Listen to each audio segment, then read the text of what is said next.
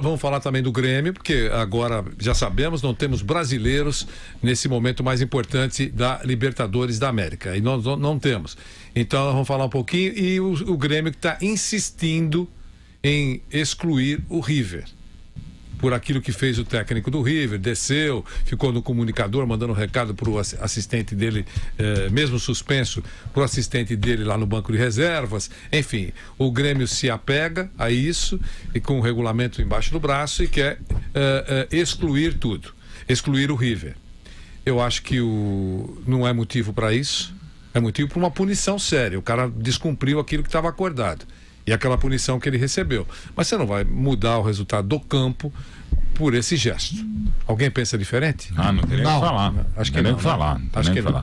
Mas o River tinha jogador irregular, o Zucolini, o Ábila também. Gente, é outra questão, outro processo. Não dá pra você mudar o resultado de campo porque o treinador indevidamente fez. O que a Conmebol precisa fazer é uma punição severa no Galhardo. É isso que eu tô dizendo. E aquelas punições severas que é da Conmebol. Você não pode mais tomar café. É outra história. Sem açúcar. Não, exato. Pizza portuguesa pra você com coentro. Mas eliminar o time por isso não. O bolo com a cereja em cima do bolo. Isso. O Grêmio pode entrar, ponto. Mas mesmo assim, se eu fosse dirigente do Grêmio, até, sei lá, diretor jurídico, eu não entraria, porque eu acho que não é por aí. Tem que se punir o Galhardo e firmemente, como eu já disse, aquelas punições severas da Conmebol, você não pode mais tomar café. Aquelas coisas abjetas e absurdas da Conmebol, e o CBF muitas vezes não está diferente, mas daí a mudar um resultado de campo por conta disso. Se fosse um atleta irregular, como era o Zucolini, aí é diferente. O Ábila, ou como foi o Santos dos Santos, é diferente. Aí o árbitro é o treinador, cara, sabe? Ok, ele não podia estar falando ao walkie-talkie, né? Com alguém do banco, não podia ter entrado no vestiário, ok. Mas daí o time ser eliminado por isso não tem o menor cabimento. Você, André? Vanderlei, eu acho que dependendo do que é feito, você tem que pensar numa punição mais severa. O fato de o Galhardo ter conversado com os jogadores ali nos vestiários, eu acho que não teve uma gravidade suficiente para você eliminar uma equipe da competição. Essa é a minha opinião, né? Tem que ver como que tá na regra, tem que ver o histórico do que já aconteceu. Acho que no Uruguai, se eu não me engano, já teve algo parecido e a equipe perdeu os pontos, mas era em uma outra circunstância, não resultou numa eliminação.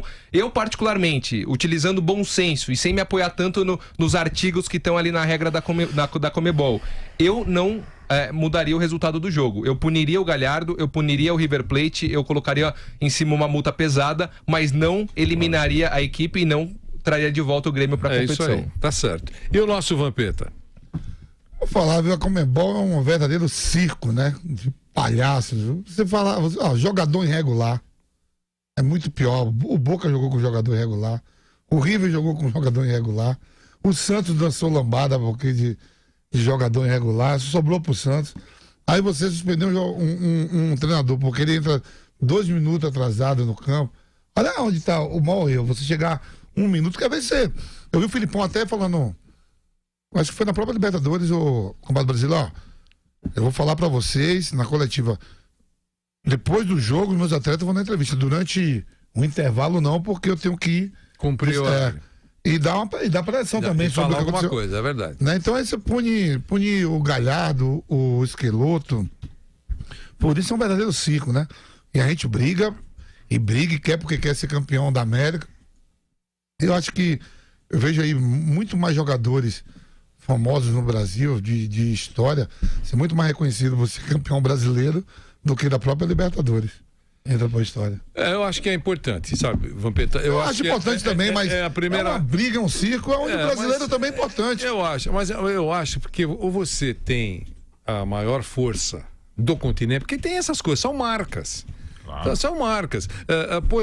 Por muito tempo a gente não considerava a mais frágil seleção do continente, a seleção venezuelana. Sim. Tá certo, porque os jogos eram feitos em pistas, eram feitos em velódromo, enfim.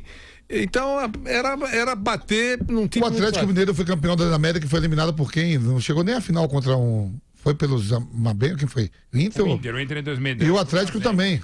E 2015 Então, pelo Raja Às vezes você é Casablanca. campeão da América, em 2 semanas te estraga e vira gozação. Não, então, mas eu acho que... Ou O você, Atlético Mineiro aconteceu isso com o Atlético Mas Mineiro você e com o próprio tem- Inter. você Foi é a campeão grande- do Brasil, da América. Vampeta, você é a grande força do futebol do continente ou não é? Porque como é que você confirma isso? Ganhando a competição. Nós entramos com quanto? Com 6? Com 8? Quanto nós entramos? 6, né? 6, né? Ou mais, eu competição? acho que é 8. Foi um pacote aí. Lembra que a gente brincou que todo mundo ia pra Libertadores? Pré-Libertadores com o Vasco. O Vasco tava na Libertadores. Então, e aí, tudo bem, a segunda força depois do Brasil qual é? A Argentina? Então chegaram os argentinos? Tudo bem.